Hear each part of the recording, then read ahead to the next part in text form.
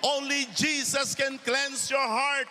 And God is waiting for you right here, right now, to make that decision to receive Jesus Christ. Maya-maya ay aking bibigyan kayo ng pagkakataon na magpasya at kumilala sa Panginoong Jesus bilang inyong Panginoon at tagapagligtas. At itong spiritual makeover na ito, ang tawag dito ay ang kapanganakang muli. Ito ang tawag ni Jesus.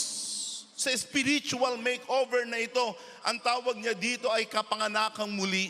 Ito ang kanyang sabi sa aklat ng Juan sa kapitulo 3 sa talatang 3. In reply, Jesus declared, I tell you the truth, no one can see the kingdom of God unless he is born again. It is not a religious movement. It is not a marketing strategy. It is not a denomination.